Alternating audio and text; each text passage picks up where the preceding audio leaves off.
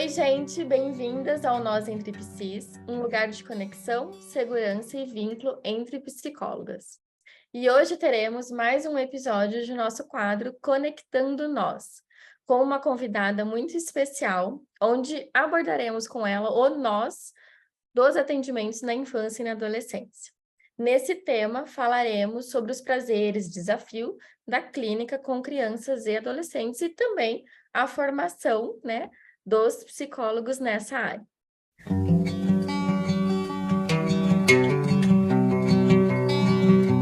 A nossa convidada é especialista, mestre, doutora, professora de pós-graduação, diretora do Instituto Vila Elo, psicóloga clínica, desenvolvedora do programa FAVA, facilitando o convívio com os alunos, assessora de escolas onde desenvolve treinamento e capacitação de professores, terapeuta certificada pela Federação Brasileira de Terapias Cognitivas, a FBTC, e organizadora e autora de livros. Pois bem, currículo... Ótimo! É ela, Débora Fava.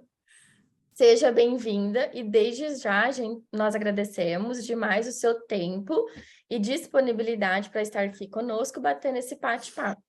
Esperamos de coração que aqui você se sinta à vontade, porque o Nós Entre Psis é esse espaço que a gente busca, estamos construindo de conexão, vínculo e segurança entre psicólogas. Fique à vontade. Ai, que legal, Chay. Muito obrigada. Obrigada, meninas, também, que eu estou conhecendo agora. É um prazer poder falar um pouquinho sobre, de uma forma livre, né? Que eu acho mais legal ainda, é poder falar sobre essa formação aí de profissionais e esses desafios.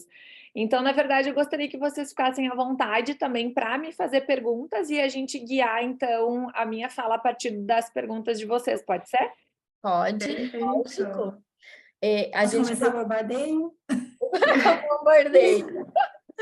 Pronto, Chay. Então, acho que a primeira é de você falar um pouquinho em relação à escolha da psicologia e depois, especificamente, né, essa área onde você é referência na área infantil, né? E como foi você chegar nessa área? Como foi essa construção? Tá, boa. Assim, ó, tem uma resposta sincera que talvez não agrade tanto, e depois uma resposta que eu fui construindo aos poucos, em que eu fui analisando a minha história dentro da psicologia, tá? Mas assim, ó, eu entrei na psicologia, sabe-se lá por quê? Eu nunca tive um contato com nenhum psicólogo, nenhuma psicóloga, nada até o dia que eu pisei na faculdade de psicologia. Então, não tinha psicólogo na minha escola, eu nunca fui, não tive nenhum familiar, nenhum amigo, nada, tá? A minha mãe me dizia, tu leva jeito para resolver problemas de todo mundo, tu tinha que fazer psicologia. E eu gostava de comportamento humano, na época até pensava em fazer parte da polícia, de investigação, alguma coisa assim. Cheguei até a fazer concurso para a Polícia Federal e tal, quando eu tinha 18 anos. Não passei. Eu também não estudei. Mas, assim, eu tinha o interesse em entender as mentes criminosas, essas coisas assim me chamavam a atenção. Hoje, olhando para trás, acho que foi um fogo de palha, assim, de pós-adolescência. Eu não trabalharia com isso hoje, é uma coisa que me machuca muito, por exemplo, chegar perto de um crime, saber de um crime, de uma violência. Mas eu acho que foi isso que me fez, assim, né, junto com a ideia de que eu, né, já tinha trabalhado com crianças e famílias em creches, tá? Quando eu tinha, 14 anos, a Parceiros Voluntários foi na minha escola se apresentar. Então, não sei se vocês conhecem, se ela tem em todo o Brasil, mas na época era a empresa que fazia trabalhos voluntários e mediava isso nas escolas para direcionar os estudantes que queriam fazer voluntariado às instituições que precisavam de voluntários. E aí eu, vou fazer um trabalho voluntário, né? Sempre quis fazer alguma coisa fora por alguém, meus pais deixaram, beleza. Fui trabalhar numa creche, numa comunidade muito carente, e aí nessa creche eu tive contato com famílias muito vulneráveis.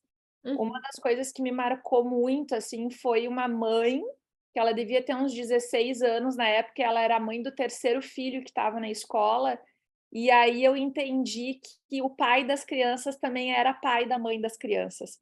Então, era uma relação incestuosa, um abuso sexual do pai com a filha, e ele engravidou a própria filha dos netos, que são filhos dele. Então, assim, era uma coisa que me machucava muito na época, mas eu mais ficava curiosa para entender como é que isso era possível, né? Porque eu vivia numa bolha protegida, né? Uma guria de classe média, que fui criada pelos meus pais, sempre tive escola, meus pais sempre me trataram bem. Então, aquilo ali mexia comigo, assim, eu achava diferente, assim, eu nem sei dizer como eu me sentia na época, era estranho, mas eu pensava assim, eu preciso estar aqui de alguma forma. Eu era uma referência saudável para aquelas crianças, porque quando elas voltavam para casa, eu imaginava que devia ser muito ruim a vida delas, ainda que elas fossem bebês, né?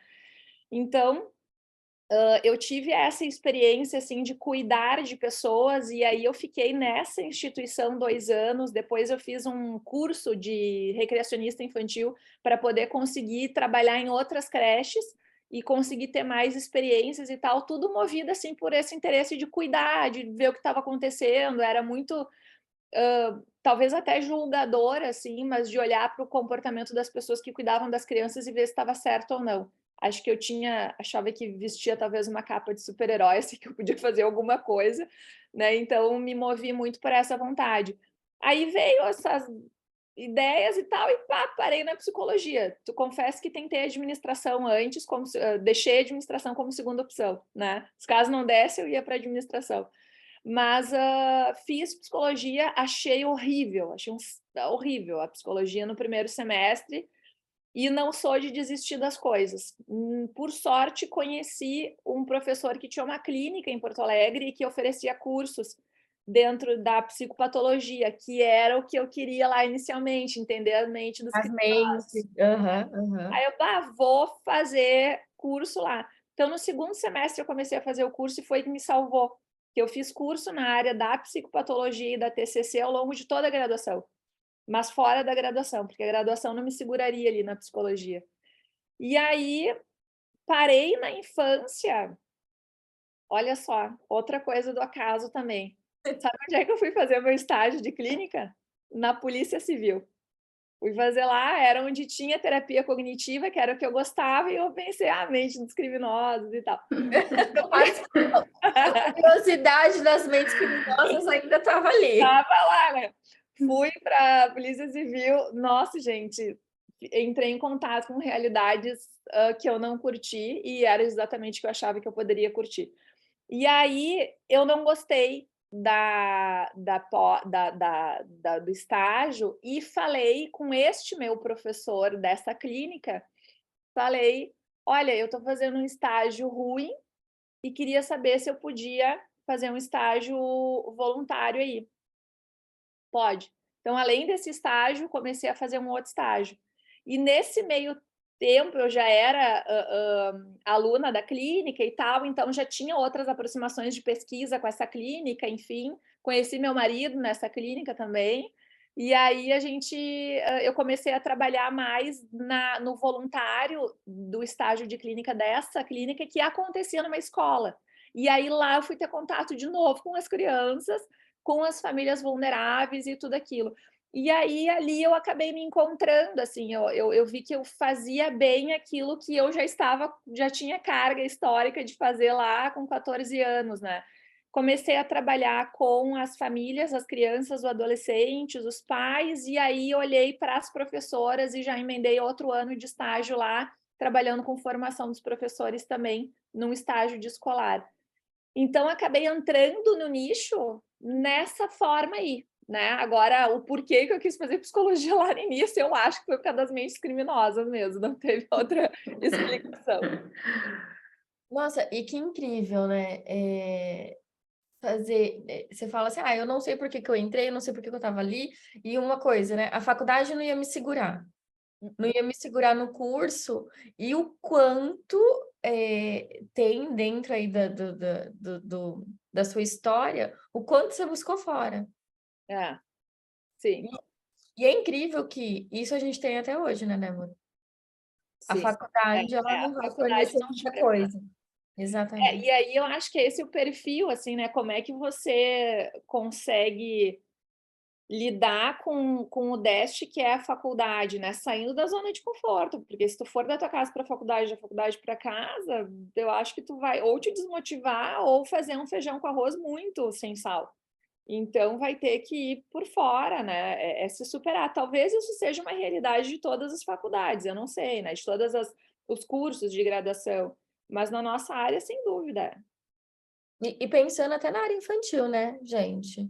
Do Mas tipo, a faculdade, ela não forma, né? Obviamente, ela não tem nem essa função, né? De sair com as especialidades, mas eu acho que nem o mínimo, não sei. Não, a gente tem lá, e aí esse é um dos problemas que entra na questão da formação de quem vai trabalhar com isso hoje, né? A ideia é muito fácil hoje as pessoas verem que trabalhar com infância e adolescência é um nicho muito rentável, tá? É pouco provável que um pai e uma mãe negue atendimento para o seu filho, a imensa maioria deles, né? A imensa maioria não negligencia, não violenta, não comete maus tratos. Então, a imensa maioria pensa no quê? No melhor para o seu filho e deixa de dar para si para dar para o seu filho. Então, assim, só por essa lógica, tu já percebe que é muito mais fácil, né, tu conseguir ter adesão ao tratamento, ou conseguir chegar e ter interesse em tratamento de infância e adolescência. Por outro lado, tem uma questão de ego dos pais, que é, bom, eu não estou fazendo o suficiente, alguém vai, né, me ensinar a ser pai aqui. Mas, enfim, as pessoas, né, os psicólogos veem que é uma área rentável, veem que é um nicho promissor, mas eles não fazem a menor ideia de como fazer isso, porque na graduação se teve uma disciplina de desenvolvimento lá, que se viu psicanálise, Erickson no máximo e tal, e ficou por ali, né, Piaget, que não é muito útil na prática clínica para, né, para as crianças, enfim, para o terapeuta de crianças. E aí eles chegam depois da faculdade numa pós-graduação. E aí, numa pós-graduação, o que tu espera? Tu espera que aquele profissional formado já soubesse sobre psicopatologia, por exemplo. Ele não sabe nada de psicopatologia. Então, a pós-graduação hoje em dia, ela precisa inserir conteúdos de psicopatologia avançado, lógico, né? A gente tem mais tempo para avançar isso, mas se começa do zero o atendimento infantil, desde assim, olha, quando tu atende o telefone e o pai e a mãe perguntam, eu queria terapia para o meu filho, a partir daí tu já tem que ter repertório que a faculdade não te deu.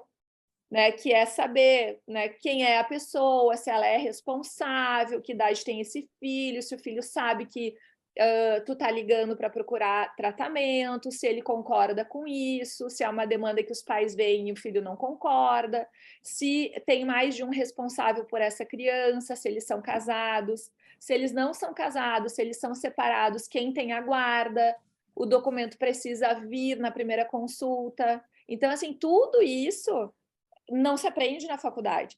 Então, se eu quero começar a atender infância e adolescência sem ter uma pós-graduação, sem ter alguém te treinando para isso, ou seja, um supervisor, tu vai provavelmente ter problemas para começar, né?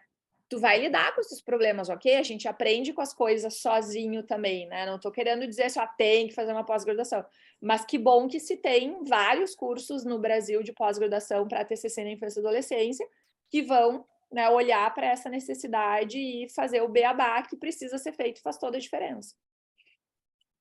Eu fico ainda chocada, gente, de, né, uma coisa, óbvio, de tudo que você falou, né, dessa especificidade, né, de não ter, das pessoas saírem da faculdade de psicologia e não saberem o básico de psicopatologia. Isso, meninas, deixa aí no cantinho, a gente precisa fazer um episódio sobre isso.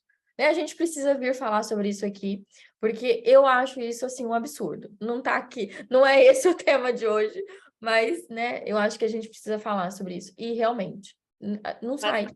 E isso não é só com infância e adolescência, né? Eu Em tudo! Eu tenho várias clínicas aqui na região que me chamam para dar treinamento em psicopatologia para os psicólogos que já atendem na clínica há muito tempo. Então, a gente já tem a convidada aqui, gente. A gente já tem a convidada para falar de psicopatologia. Mas aí tu pensa assim, cara, que bom que eles estão indo atrás, mas que coisa, assim, que dá um medo, né? Que a pessoa não está há muito tempo e agora está precisando de uma formação em psicopatologia básica, né? Mas ok, vamos lá, que bom que estão correndo atrás disso. Estão fazendo o melhor que podem sem ter esse básico, mas...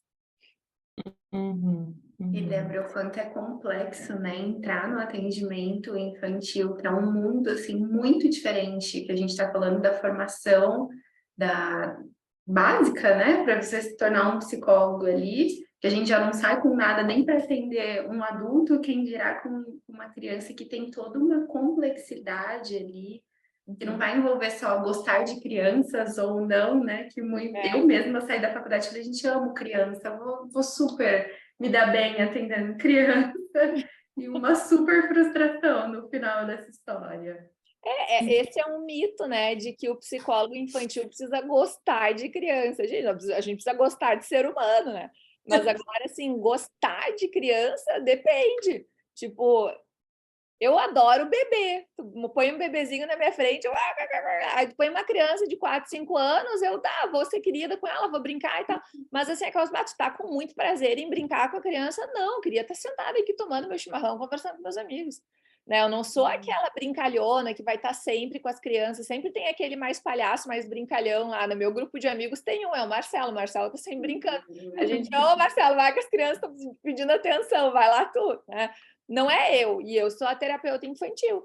Agora, aqui dentro do consultório, né, olhando aqui para minha salinha aqui, diz aqui dentro do consultório, quando eu tô com as crianças, aí, bom, eu sento no chão, mas eu tô focada, eu tô num esquema de funcionamento que eu preciso ajudar essa criança a fazer aquilo que seja a demanda dela. Então, eu tô super voltada ali, eu sou muito lúdica aqui, mas essa ludicidade não me acompanha mundo afora e não precisa acompanhar. Né? Então, e a mesma coisa, tem gente que diz, eu não tenho paciência com a criança e dá super certo no consultório, né? Ou aquelas que super têm paciência com criança, adoram brincar e tal, mas vem no consultório, não aguentam uma hiperatividade de um TDAH. Então, acho que são coisas que dá para a gente separar, assim, muito pensando aqueles esquemas de ativação, né? Nós, mulheres aqui, a gente tem um esquema de mãe, um esquema de profissional, um esquema de mulher, um esquema de amiga, a gente vai mudando, né? A forma como se expressa. O que a Lê falou, né? Eu adoro criança e fiquei frustrada depois. Tem essa impressão de que os psicólogos, eles ficam empolgados com essa área infantil, até você disse, né? É rentável, né? Pensar que o pai não vai deixar de dar o atendimento para o seu filho, mas eu vejo também muitos psicólogos desistindo da área de atendimento infantil. Você, que está aí, que está à frente, né, da formação, da especialização, o que você acha que faz? Essa desistência, né? Eu atendi infantil, você sempre escuta, a maioria das vezes, porque eu atendi a criança, eu parei. É porque é um mundo à parte, é uma formação à parte. Tu não consegue ter tu não vai... É meio que assim, como é que tu sobrevive num campo sem ter os instrumentos necessários para aquilo?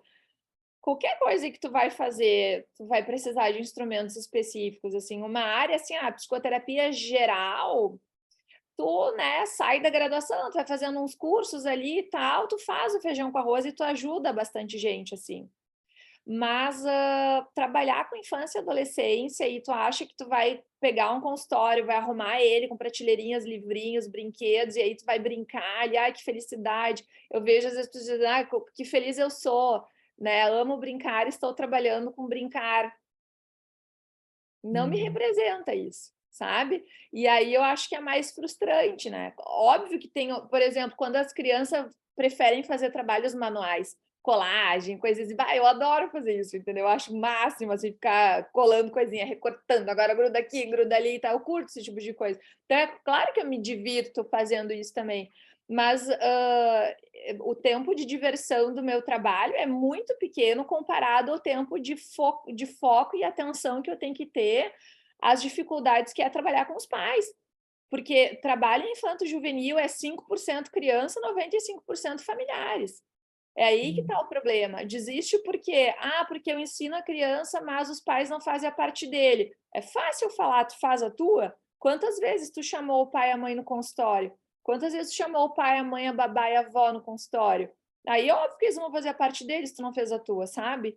Então, a gente devolver... Mesmo que pega o dependente químico internado, faz um belíssimo trabalho, devolve para a família doente que ele vivia. Ele vai cheirar cocaína amanhã. Entende? Então, é por isso que as pessoas desistem, assim, o quanto que elas estão preparadas para trabalhar com pais. E se tu vai conversar com essas pessoas, a grande maioria vai dizer, é que o trabalho com os pais é muito difícil. Cara, não é difícil, é duro o trabalho com os pais. É muito difícil. Tem que pensar que nem sempre esses pais estão na mesma direção, né? Então, assim, tem a especificidade de cada fase da infância, tem a questão da adolescência, né? Então, a gente tem que respeitar cada uma das fases. A atividade para criança de 4 anos é completamente diferente da atividade para criança de 11 anos, que é diferente da de 15 e por aí vai. E a gama que a gente tem, né, de dificuldades com as famílias, eu acho que é muito grande, né? Se os pais não estão alinhados, tem que partir muitas vezes de você, de chamar esses pais e falar, olha, o objetivo aqui tem que ser outro, né? Como é que a gente vai alinhar isso? Então, não é trabalhar com a criança. Eu acho bem complexo, assim, atendimento criança e adolescente.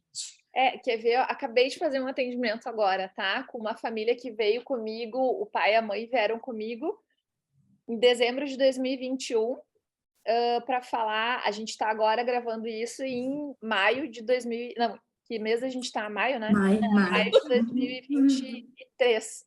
Então, em dezembro de 2021, faz um ano e meio. Eles vieram porque o menino tinha trejeitos femininos, tá? Com 4 anos. 4 anos e meio, trejeitos femininos e uma fala feminilizada, que lhe incomodava muito o pai veio, né, mobilizado, enfim. Olha, dei umas orientações gerais, falei, vamos observar, orientem isso, e lá nas minhas anotações que eu ainda deixei aqui, falei para eles, observem rigidez, citei sintomas de espectro autista, tá? E aí, mas não falei no diagnóstico, porque né, eu nem tinha visto a criança, então eu falei, olha, observem isso, porque vocês estão me falando esse tipo de coisa e tal, no resuminho, né? E mandei para eles, tá, show. Voltaram agora, relatando espectro autista. Eles têm um outro filho mais velho com um TDAH, diagnosticado por alguém, e eles já pensaram que pudesse ter espectro autista, mas essa pessoa, esse profissional, não diagnosticou autismo e acha que não tem. Agora que medicou com Ritalina e deu um errinho lá, ele acha que tem, deu o problema, ele acha que tem, está considerando ter autismo, tá? E esse menino mais novo que chegou para mim, eu falei para eles, gente, vocês lembram desses sintomas tais e tais e tais e tais? Vocês já leram sobre o espectro autista, já que vocês estão falando isso do mais velho? Sim, já lemos, tá? A gente acha que não tem. Mas assim, disso que eu citei para vocês há um ano e meio atrás, o que disso tem a ver com o diagnóstico? Ah, não, sim, lendo assim tem a ver. Eu disse, pessoal, é isso que a gente tem que observar. Né? Então, eu gostaria de ver ele aqui para a gente poder, para eu poder ter uma noção desses sintomas, ver a interação dele comigo. Acho que o Mano pode vir junto. Parará.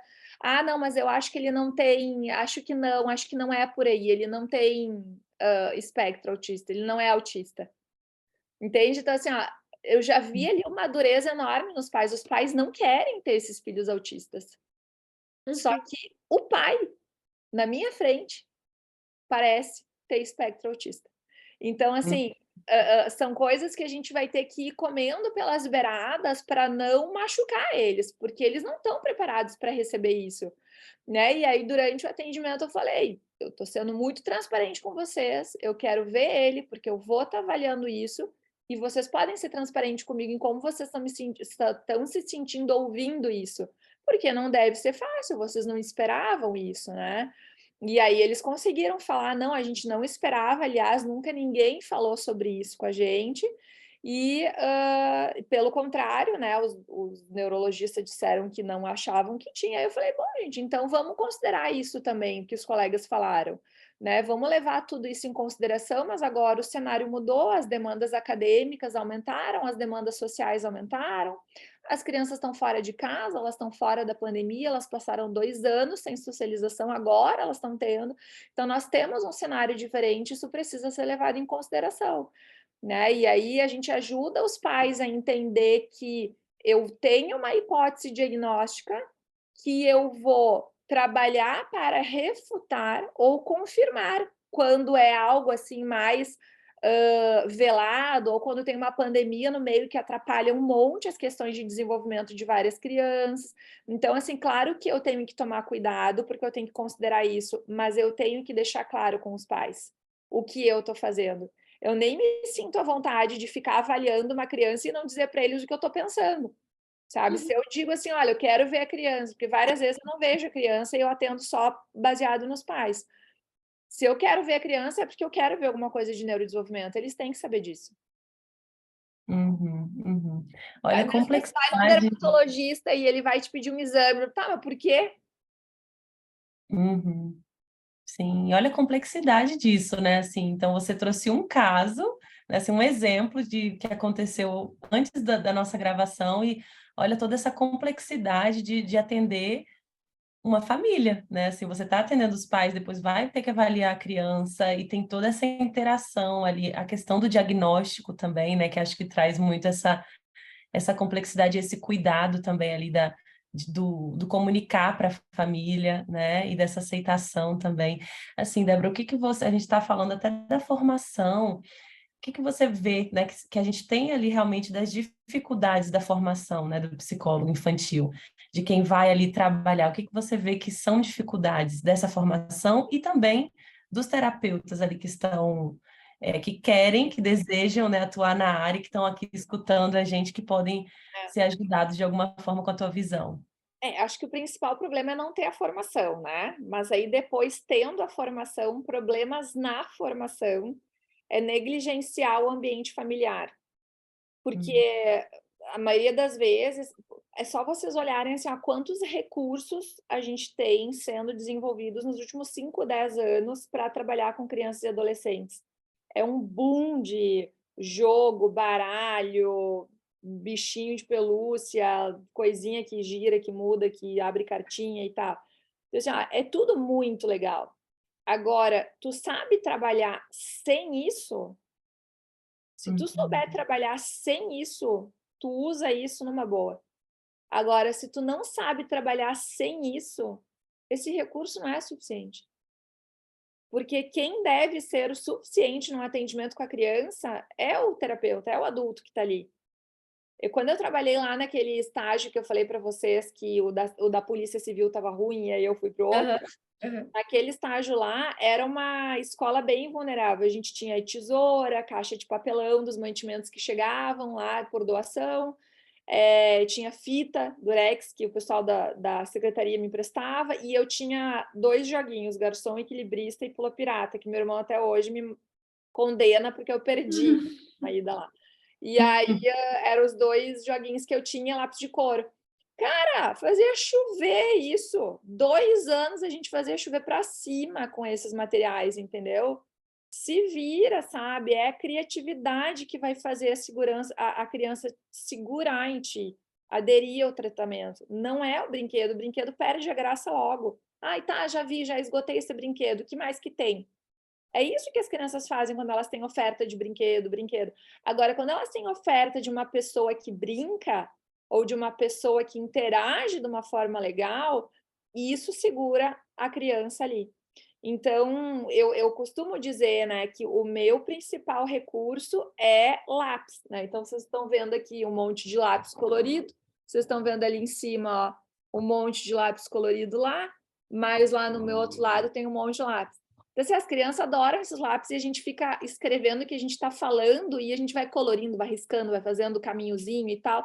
E assim, quando tu vê, tu passou 1 hora com a criança ajudando ela a entender sobre ela mesma, sobre o modelo cognitivo, sobre uma técnica, sobre uma exposição, sobre o sistema familiar. Então, eu acho que o que falta na formação é ajudar o profissional a conseguir interagir de uma forma legal com o paciente e treinar para o diálogo socrático. Para mim, essa é, assim, cara, atender pai e mãe sem ser socrático é muito difícil, porque ou tu vai estar dando interpretácio e tu corre muito risco de acabar te queimando ali com os pais, né? Tipo, fazendo uma interpretação de que não funciona bem assim. Ou tu vai acabar sendo muito professoral, muito psicoeducativo, muito orientador, e os pais nem sempre estão dispostos a ficar recebendo orientações o tempo inteiro. Então, acho que o treinamento em diálogo socrático é deficitário na nossa formação geral, e especialmente com criança e adolescente mais ainda, né? Como fazer diálogo socrático com criança e adolescente, como não fazer nada com um adolescente que está recusando a falar na terapia. Tudo isso tem o que fazer, né? Então a gente precisa formar o terapeuta pensando nas dificuldades, não em pensar em usar recursos. Então acho que os cursos rápidos focam muito nesses recursos, aprendendo a trabalhar com o jogo tal, tá? E antes, né? Antes tem o quê? Acho que essa raiz do atendimento, assim, é uma das maiores falhas, Duda, na minha opinião. Nossa, faz super sentido, né? Muito. Não, e ela já, a Débora já respondeu, né? A nossa Não, ela já pergunta. respondeu várias perguntas, Não, né? Que a gente e a vai gente pensando, ela já está respondendo. uma das perguntas que a gente tinha aqui, né? Uma das era que se, né, quem tem a especialização, sei lá, vamos pensar uma especialização TCC ou contextuais, né? Tá, TCC. Tá habilitada para atendimento infantil, né? Você já respondeu. Não, são coisas diferentes. É bem bom, é bem melhor quando eu tenho um aluno ou supervisionando que já tem a formação em TCC, porque a base que é bem importante de todo o modelo cognitivo, as principais técnicas, enfim. Tem um professor que, agora lembrei, mas não tem muito a ver com criança e adolescente, mas tem a ver com terapeuta, o Irismar. Ele fala que se um terapeuta souber muito bem 10 técnicas cognitivas, ele trata um paciente 1, 2 anos tranquilo. Né? Então, assim, a gente tem aquelas coisas mais centrais e que funcionam muito bem. Então, se a gente já tiver uma base muito boa em psicoterapia baseada em evidência, seja ACT, seja TCC, seja o que for, a TCC é a que mais tem evidências para uma gama diferente, então vamos, né, resumir aqui em TCC, é muito melhor de aí direcionar agora o meu raciocínio para a infância e adolescência, porque o que basicamente vai mudar? Bem resumidamente, né? A forma de acesso, tá? O conhecimento em psicopatologia e desenvolvimento e sistema familiar. Então, são 3 áreas bem grandes, mas que dependem de eu saber o início. Tipo, no curso que eu desenvolvi aqui na Vila Elo, a gente tem um módulo gigante que é nivelamento. Então, é modelo comportamental, modelo cognitivo, fatores comuns em psicoterapia, análise do comportamento aplicada às situações familiares, e aí a gente entra em entrevista motivacional, e aí depois a gente entra na TCC para infância. Então, eu preciso desse nivelamento, né? Eu queria sair um pouquinho, eu sei que é muito mais amplo do que isso, né? Mas da orientação para pais. E a gente passou por um período difícil agora nas escolas, né? Tem alguma coisa que você poderia dizer para quem está nos escutando sobre orientação para a escola, né? Porque a gente engloba professores, assistentes, diretoras, e a gente teve um período muito difícil aí esses dias atrás, falando em escolas. Por causa dos ataques, tu diz? Por conta dos ataques. Eu acho que ficou todo mundo muito, muito receoso. É que como é que a gente não vai ficar, né? As crianças, os profissionais, as mães, né? Como não? Na escola da minha filha teve um menino um dia antes do tal dia que seria, né? Mas, gente, primeira coisa, né? Tudo bem, não vamos minimizar, vamos se preparar para isso, mas anunciar que vão atacar as escolas 10 dias antes. Quando que deu certo isso, né, na história? Então, as coisas não são anunciadas com tanto tempo. Então, foi um efeito, acho, de resposta daquela atrocidade que aconteceu lá em Santa Catarina e tal, né? E a mídia, a internet, enfim, piora as coisas. Mas considerando que tal, o caos está feito e a gente não sabe o que vai acontecer de fato, né? Uma coisa é olhar para essa situação que aconteceu e usar isso pensando assim, bom, aconteceu lá naquela escola de Santa Catarina, nas condições tais que aquela escola tinha, favoreceu que aquilo acontecesse, né, de certa forma. As outras escolas, talvez mais preparadas em segurança, não estão livres, a exemplo dos Estados Unidos, que até hoje acontece coisas lá, mas a gente tem que se preparar, aproveitar que essas coisas ruins acontecem para se prevenir disso acontecer de novo, né? Então, assim, o recado para as escolas é: façam o melhor que vocês podem fazer. As escolas do Canadá, por exemplo, eles têm treinamento, independente de já terem tido alguma coisa no estado, na cidade, eles têm treinamento de, em caso de ataque, o que faz? E eles fazem que nem treinamento de incêndio em condomínio, em empresa, né? Tem que fazer. Então, as crianças são orientadas a quem está no banheiro não sair do banheiro, a subir em cima do vaso, entende? Então, essas coisas assim que acontecem, eu não sabia eu sabia que acontecia nos Estados Unidos, agora eu fiquei sabendo que também tem no Canadá. Né, de uma aluna minha que trabalha e mora lá. Então, ela falou que a filha dela começou a ficar com medo de ir no banheiro sozinha, porque não queria ficar sozinha em casa de ataque e tal. Então, essas coisas reverberam, mas assim, a gente precisa pensar em termos de escola, em treinamento para proteger as crianças em caso disso acontecer. Que saco, né? Porque vivemos catastrofizando, vivemos pensando que algo ruim pode acontecer, e se isso acontecer, o que eu vou fazer? É necessário, em alguns contextos mais ou menos, mas é necessário saber o que fazer, tá? Para os pais e mães, né? Dizer, fica tranquilo, não vai acontecer. Não adianta nada, porque pode acontecer agora que está todo mundo calmo, achando que não vai acontecer nada. Né? Então, o efeito de ter acontecido não muda a chance de acontecer de novo, sabe? Pode ser que aconteça agora, pode ser que aconteça daqui a pouco. Então, é assim, uma palavra para as famílias que estão escutando. Cara, informa com a escola, pergunta para a escola. Me perguntaram no Instagram isso, assim, Débora, você acha que eu devo ir levar o meu filho na escola no dia 20?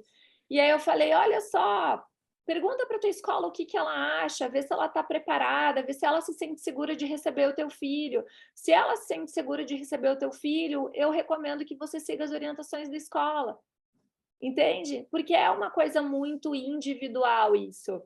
E aí, gente, eu vi, por exemplo, no grupo de mães ali, né, que eu faço parte. Que bobagem, né? Se uma mãe não deixa o filho, vai privar o filho de ir na escola, a mãe tem que se tratar. Calma, tu não conhece essa mãe, tu não sabe a história dela, tu não sabe quantos assaltos ela sofreu na frente da casa dela, então vamos com calma, sabe? Porque não é por aí. Talvez, se essa mãe não se sente segura porque acha que tem uma ameaça mais provável, né, de acontecer alguma coisa, fica em casa. O estresse que vai ter na casa é muito menor se ela não levar a criança do que se ela levar a criança para a escola. Mas, ao mesmo tempo, é um perfil de família mais ansioso, que costuma, né, se esquivar de todas as situações que a criança poderia enfrentar e tal. Essa vai ser só mais uma, então vamos encorajar para ela levar a criança para a escola. Então, depende. Se eu disser uma coisa que valha para todas, eu vou estar negligenciando. É melhor a gente conversar com a escola, conversar com essa família, trazer para atendimento. Uma das coisas, gente, que protege muito o desenvolvimento da criança é a família ter uma boa relação com a escola da criança. Isso tem um monte de estudo que mostra. Menos problemas de comportamento quando a família e a escola investem na relação. Ter essa abertura. E não Débora, generalizar, né? Não generalizar realmente, assim. Orientação de pais é importante, né? Muito. E ouvindo tudo isso, né, inclusive o que as meninas estão falando agora, ouvindo tudo que a Débora está falando, acho que a transparência também nos atendimentos, tanto com pais, tanto em orientação para a escola, as pessoas que estão envolvendo essa criança, né, quanto essa transparência é importante para que essa criança consiga se desenvolver bem. Não, sem dúvida, né? A transparência do terapeuta com a família é fundamental e tem que ser desde o início, né? Isso protege bastante a relação.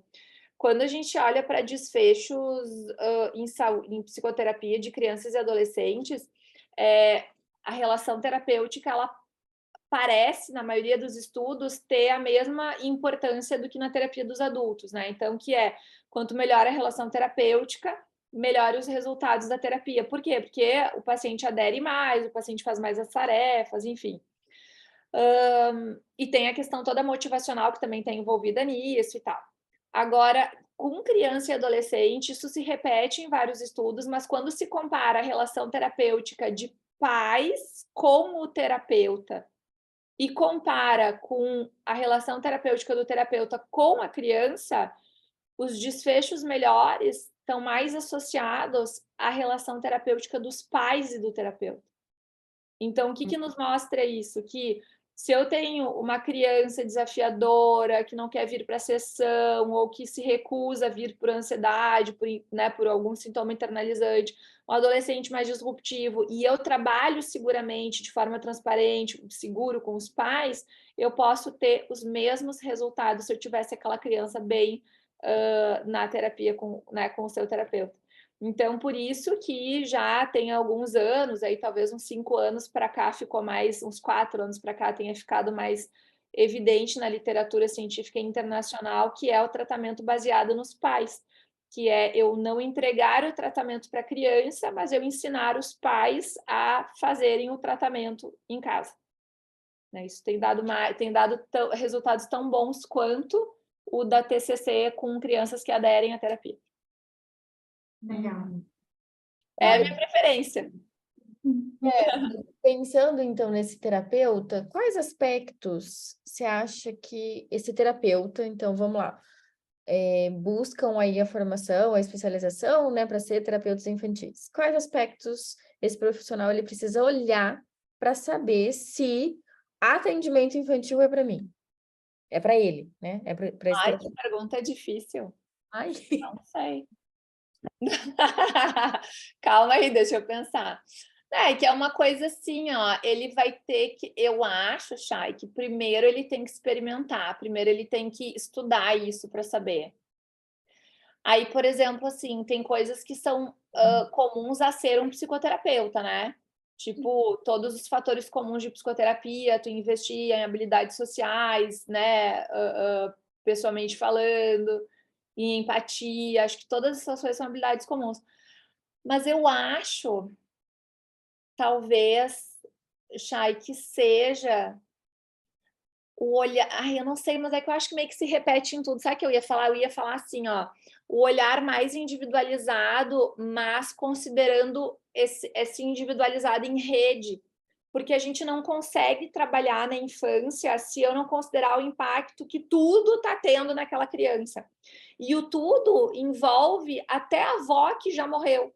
Porque essa avó que já morreu, ela criou uma mãe que está ali e está funcionando, tentando, às vezes, de uma maneira disfuncional, e geralmente as crianças que vêm muito disfuncionais, elas têm famílias disfuncionais. E aí, nessas famílias, a gente vê a tentativa frenética de repetir ou de não repetir nada de padrões transgeracionais. E é nesse ponto que aquela avó, que às vezes nem está mais ali, ela precisa ser acessada na terapia. Então, é ter esse olhar mais profundo, mais para o além do paciente.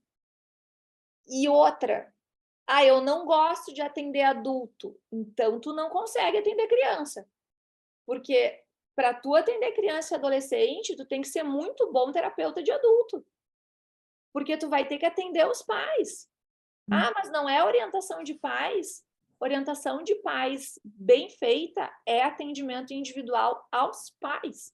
Então, assim, eu vou precisar olhar para características e demandas daquele pai, daquela mãe, olhar para como essas características se relacionam, juntos na sessão, os dois. Eu, às vezes, vou trabalhar só com um, às vezes, vou trabalhar só com o outro, às vezes, vou trabalhar com a mãe do outro, que não está ali, mas eu vou trabalhar com os dois aqui sentadinho na minha poltrona. Então, assim, ó, é impossível tu dizer que tu não gosta de trabalhar com adulto. É que eu adoro criança, entende? Tipo, eu acho que é essa questão, assim. Se tu entender que é essa complexidade, tu topar, beleza, vamos lá então, segue aqui investindo nisso. Não sei se eu te respondi, porque eu acho que não é uma pergunta fácil para eu responder.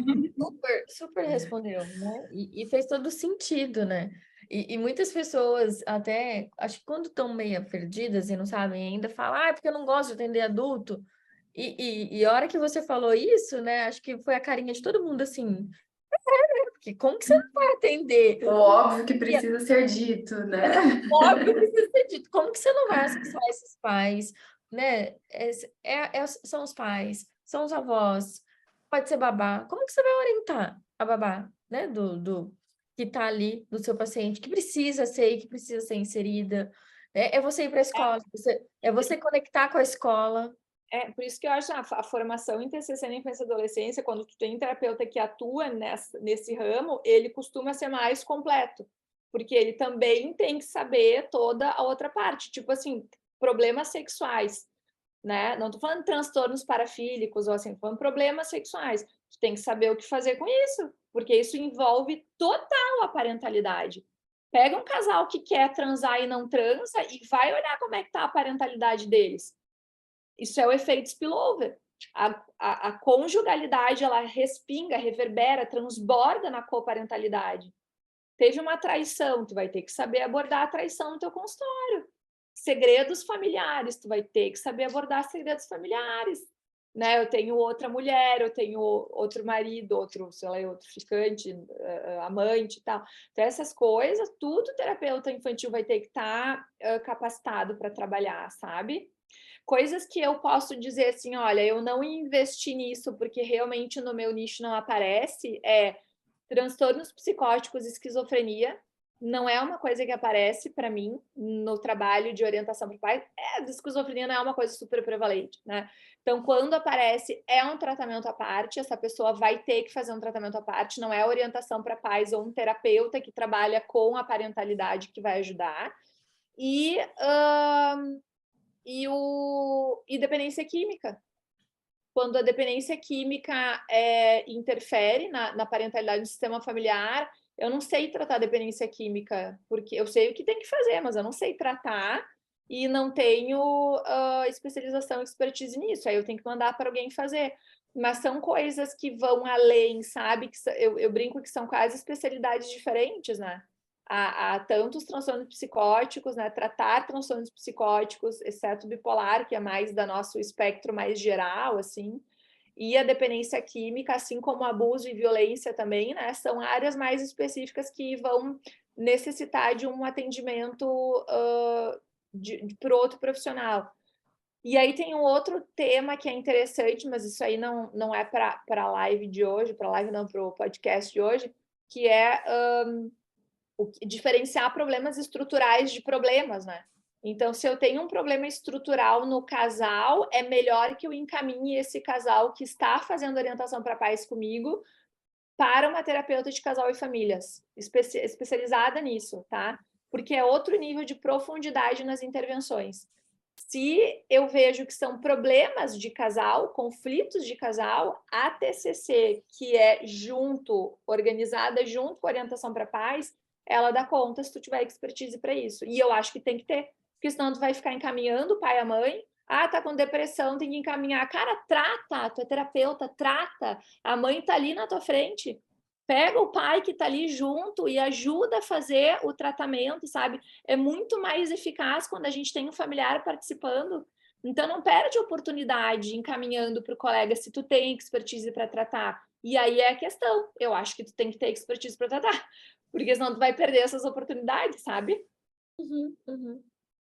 E, Débora, me parece que também a gente tem que ter uma agenda um pouco mais flexível também, né? Para poder abarcar tudo isso, um atendimento com a criança, atendimento com os pais, atendimento com a escola, uma agenda um pouquinho mais flexível ali. Tem que ter. O ideal é tu não lotar a tua agenda, né? Tipo assim, eu tenho tantos horários disponíveis para trabalhar. Tá, não tenho o mesmo número de pacientes.